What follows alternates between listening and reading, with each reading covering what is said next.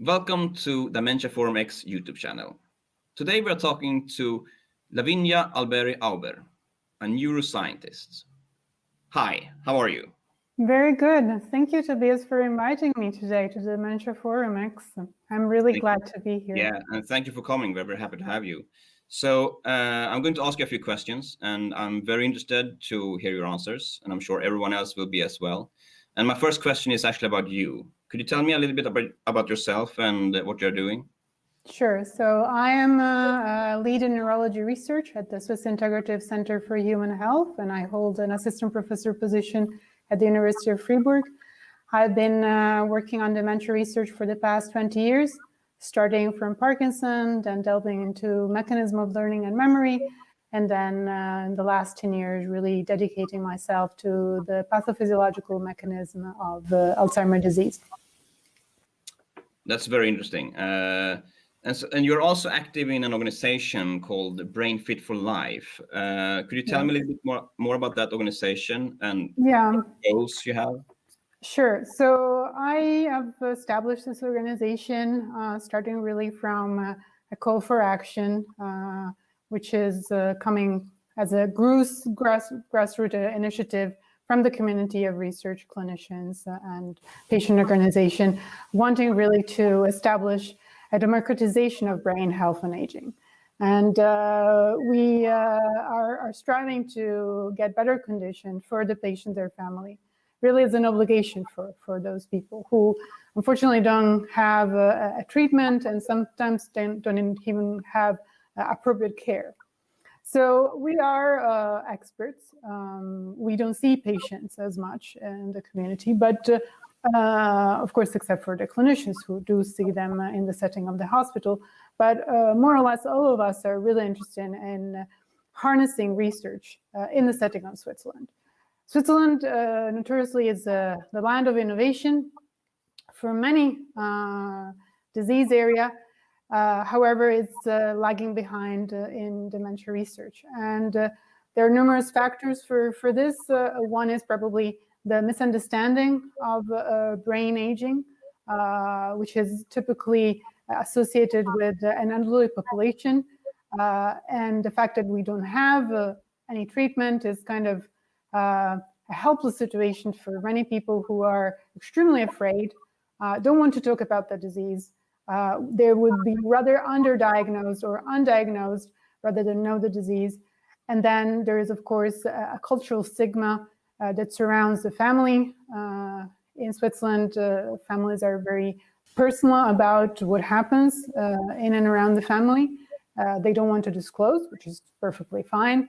But at the same time, I think there is also the necessity for explaining to the lay public, which envision the brain such as a black box, something which is almost unreachable and not really fully understood, to really make them understand that brain health is possible, and you can also age with a good brain fitness. And we should help, in general, the lay public to understand this concept in order to prepare for the future. And we're not talking about people who are already in their 70s or 80s who are still very interested in knowing about this, but we're talking about the mid-age population, 35 and older, when we know that the brain starts to age and we can intervene at this particular time. Yeah, and when you say intervene, do you mean with the lifestyle choices or? For now, we know that we can do a lot with the lifestyle changes, adopt certain rituals, exercise, read, play the piano, and do, of course, you keep socially active. This has not been as easy, of course, during the COVID pandemic. But there are several lifestyle interventions that one can adopt. And of course, what we would like to see as experts in the field, we would like also, of course, to dig deeper, know who's really at risk, and then tailor a program of prevention for those individuals. Yeah, and that leads me to my other question, my next question, which is, what is the science actually saying about the correlation between lifestyle and dementia? Can dementia really be prevented, as the word prevention indicates, or is it just to put further into the future? Yeah, so the evidence shows that basically if you adopt preventive measures, you can delay the onset of cognitive decline by 5 years. This would halve the number of individuals with dementia and also its cost. So it's delaying, maybe not completely abolishing the disease, but definitely I think it's good for your brain health, for your mind health as well, to adopt this intervention. And again, I think that it's really important to identify also those people that need this the most. And I think in this particular case, our campaign of early diagnostics is really tapping onto this into this area. Yes, and that is absolutely fascinating. And again, it brings me to my next question, and that is, what ongoing research are you the most excited about in regards for dementia early diagnosis right now? You mentioned early diagnosis as a step.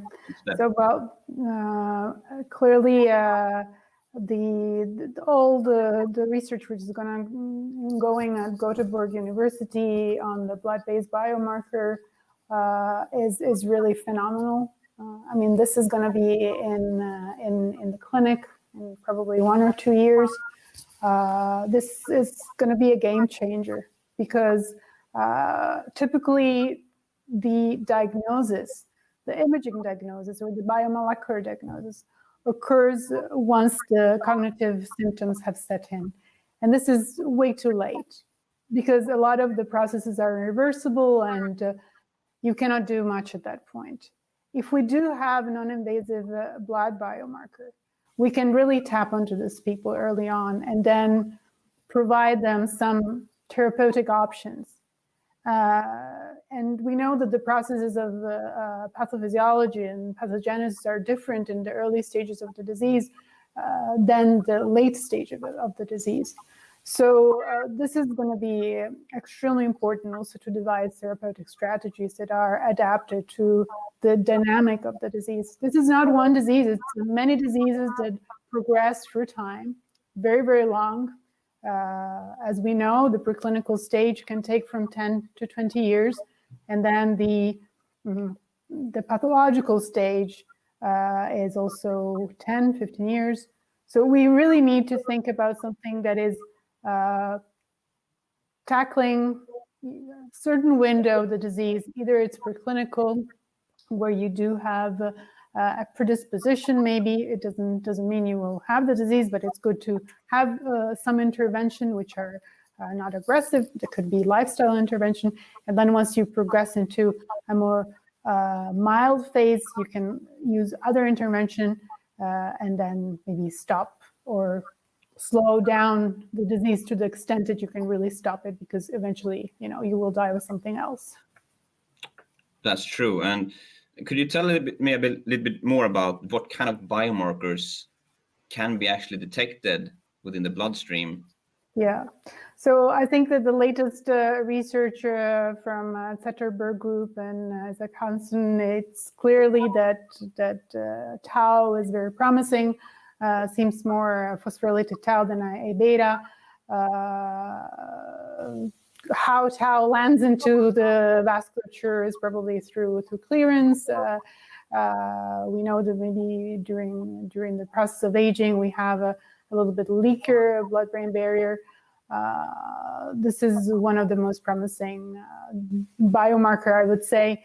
I was just listening to another talk. They were saying that also multiplexing, associating tau, neurofilament, amyloid all together, maybe GFAP in the bloodstream, that would add to the identification of those individuals who might be at risk. And of course, multiplexing adds power to your diagnostic measure. So right. I think anything that it would be non-invasive, I myself, I'm working on salivary diagnostic. I have another approach Saliva is even easier to sample.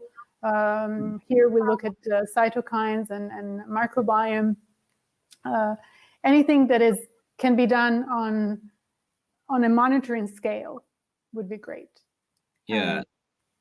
And do you think that people should be tested regularly, like even if they don't have any symptoms, that they should be a part of the? Absolutely. I think that it would be.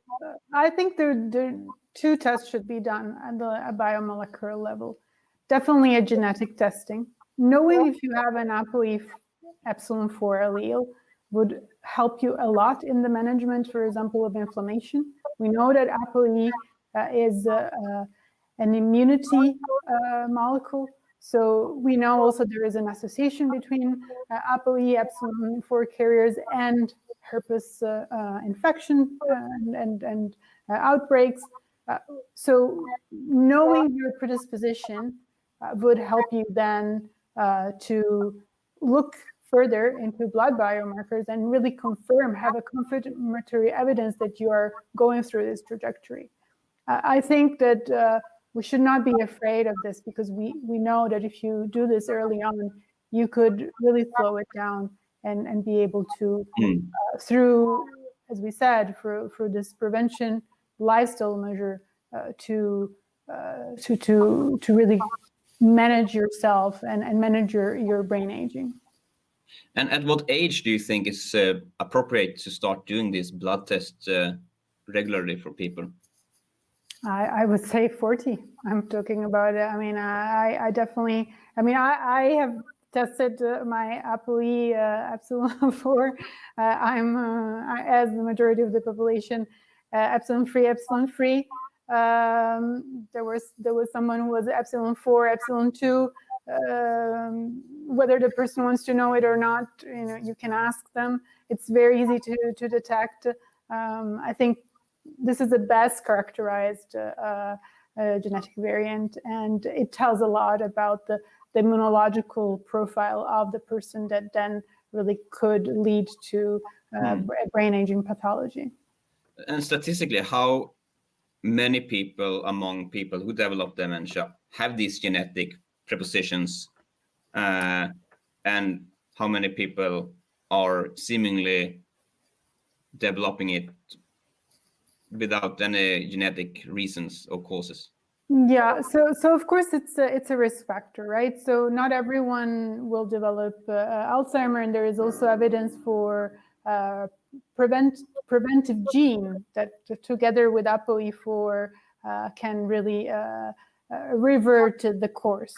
The ApoE epsilon 4, especially I think in the Caucasian population, is around 20%, and you have twice as high chance to get the disease if you have ApoE epsilon 4 rather than not having it. However, it doesn't tell you everything about the disease. There are other factors, and I think that it's very important to look also at the environment. It's your genetic predisposition, but it's also an environment. I'm totally fascinated about this host pathogen interaction, how, for example, a microorganism can influence the immunological response in the body, and then also how this translates in potentially neuropathology. I really think that there is something about, of course, we know TBI, traumatic brain injuries, another environmental factor, alcohol consumption. I mean, all those are factors that are preventable, modifiable, and that within a genetic predisposition can be more detrimental or not. Now you mentioned alcohol use.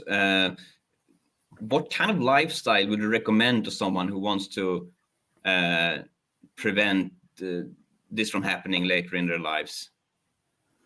Like, is there a special?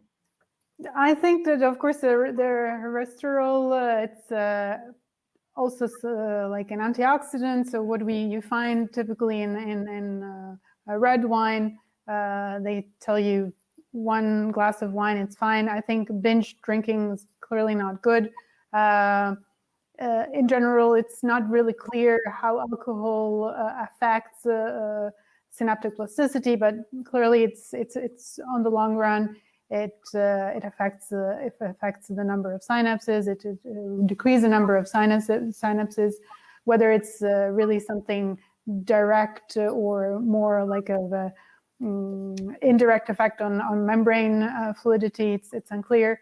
But clearly, I believe alcohol binging, chronic alcohol binging, is not good. Yeah, and that's I guess it's kind of understandable. And I suppose smoking and any kind of like yeah.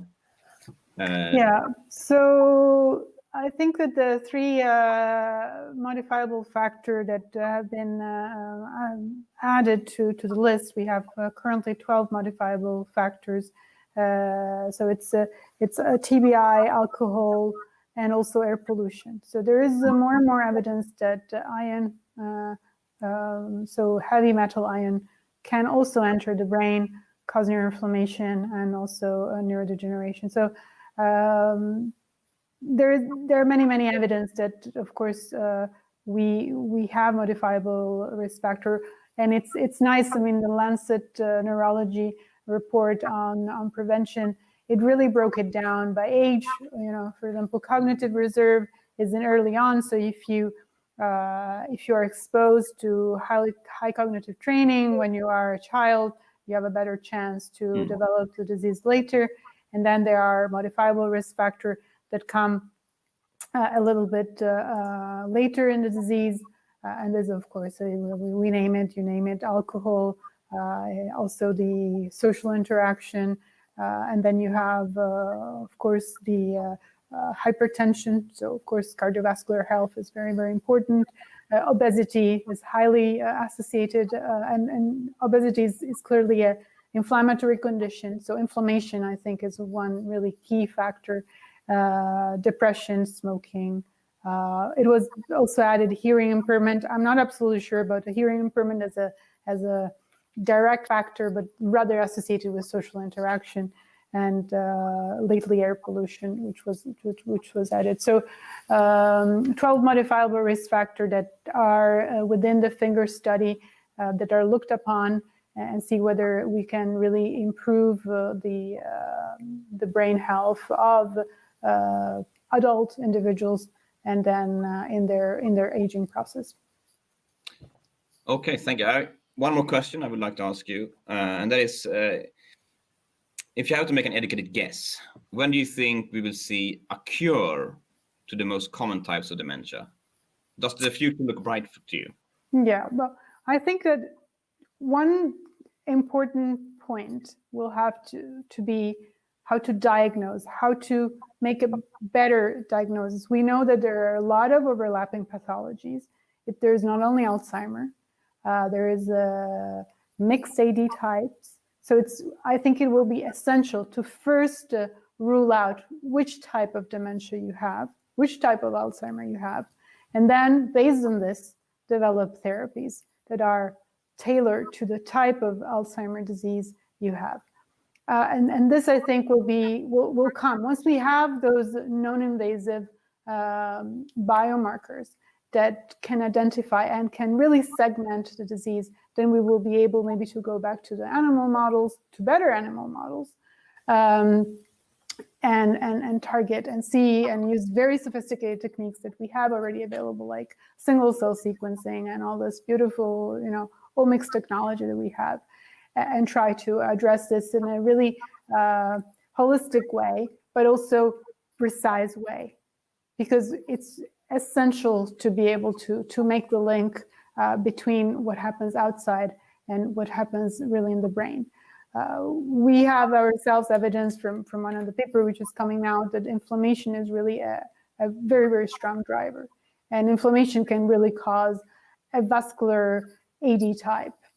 So, and we see it very specifically in the animal model, but then we would like to translate this into humans and try to understand really whether we can find biomarkers, non-invasive biomarkers, and then, of course, again, in the animal model, go and retro-engineer some type of treatments that are targeted for this disease. So essential precision diagnostic that will lead to stratified therapeutics.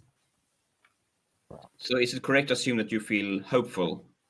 I'm very hopeful. I think that in the next 10 years, we will have a major breakthrough in this field. And we have been, going through a lot of failures. I think that the focus on amyloid and tau and neurodegeneration that allowed also to really draft the continuum of the disease have been extremely important.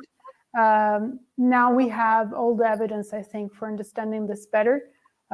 We are developing better tools, high specific and high sensitive method to really go and pick up those individuals at risk. And I think the technological advancement are there. We just need to apply them. And I think we will need to recruit really a population-wide group early on to be able really to make progress as soon as possible. Well, I'm very happy to hear that you're hopeful, and I'm sure that everyone watching this is also very happy to hear it. Thank you again for joining me in this interview, and you're of course welcome to come back again at some point and talk more to us. But for now, I wish you a very nice, a very good Christmas, I should say. Thank you. And a nice evening. Thank you. Thank you, Tobias, and thank you, the Dementia Forum X, for inviting me today. Thank you.